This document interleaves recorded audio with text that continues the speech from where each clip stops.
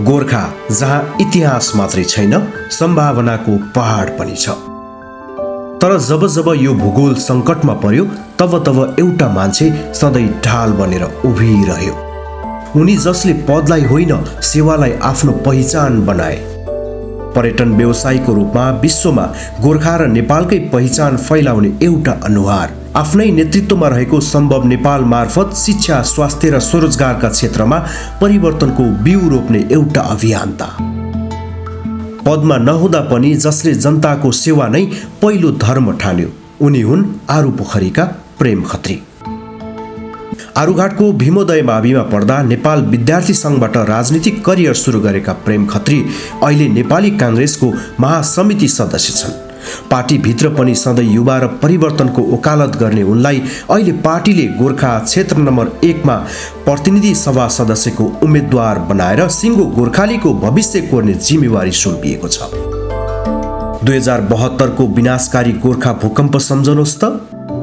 जब गोर्खा रोइरहेको थियो, ध्वस्त भएको थियो, सयौंले ज्यान गुमाएका थिए, हजारौं घाइते छटपटाइरहेका थिए, करिब सबै नै घरबार विहीन भएको अवस्था थियो। तब प्रेम खत्री र उनको टिम उद्धार, राहत र आशा बोकेर गोर्खाका डाँडा काँडा चाहरिरहेको थियो।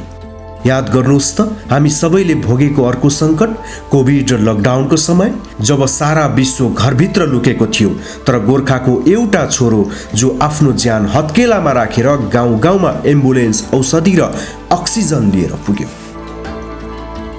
त्यति बेला नै उनले खाद्यान्न र स्वास्थ्य सामग्री मात्र होइन, गोर्खाका 11वटै स्थानीय तहमा 13वटा एम्बुलेन्स उपलब्ध गराएर हजारौंको ज्यान बचाए। 7वटा स्वास्थ्य चौकीमा सुविधा सम्पन्न ल्याब स्थापना गरेर गाउँमै उपचारको जग बसाले। उनी प्रेम खत्री यो केवल एउटा नाम मात्रै होइन, यो एउटा अटुट भरोसाको प्रतीक पनि हो।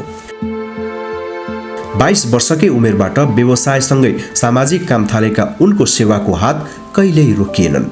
35,000 विद्यार्थीलाई शैक्षिक सामग्री र न्यानो कपडा अनि दर्जनौं जेहेन्दार विद्यार्थीलाई उच्च शिक्षासम्मको जिम्मेवारी, आमाको स्मृति र अरू विभिन्न शीर्षकमा कयौं विद्यालयमा अक्षय कोष, करोडौं खर्चेर गाउँ गाउँमा विद्यालय भवनदेखि होस्टलसम्म उभ्याए। यो एउटा व्यक्तिको प्रयास मात्रै थिएन, यो त गोर्खालीको भविष्यप्रतिको लगानी थियो। कयौं विपन्न परिवारको आफ्नै घर निर्माण गरिदिँदा होस् वा बाढी पहिरो र आगलागीमा परेका घरहरूलाई छानाको ओत दिँदा, उनी सधैँ जनताको आँसु पुछ्ने सारथी बनिरहे। महिलालाई आत्मनिर्भर बनाउन 300 भन्दा बढी समूहलाई सहयोग, युवाहरूको प्रतिभा निखार्न गाउँ गाउँका क्लबलाई खेलकुद सामग्री, सबैका परम्परा, धर्म, संस्कृति बचाउन विभिन्न पहल गरेका व्यक्ति। उनको परिचय भाषणमा होइन, कुरामा होइन, यी हजारौं उपकारका कथाहरूमा भेटिन्छन्।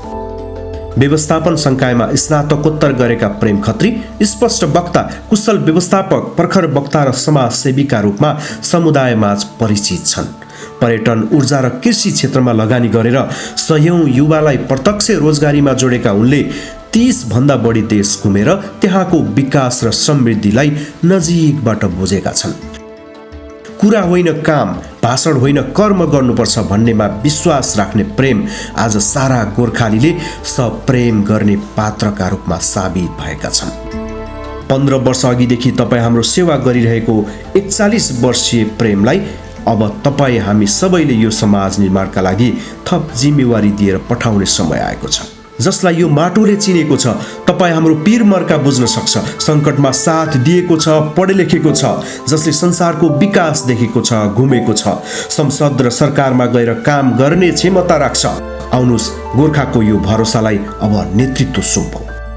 आउँदो फागुन 21 को निर्वाचनमा नेपाली काङ्ग्रेसका उम्मेद्वार प्रेम खत्रीलाई रुख चिन्हमा मतदान गरी भारी मतले विजय गराऊ। जय गोर्खा, जय नेपाल। भोटा हालौ सबैले रुखमा, प्रेम खत्री छन् सुख र दुःखमा।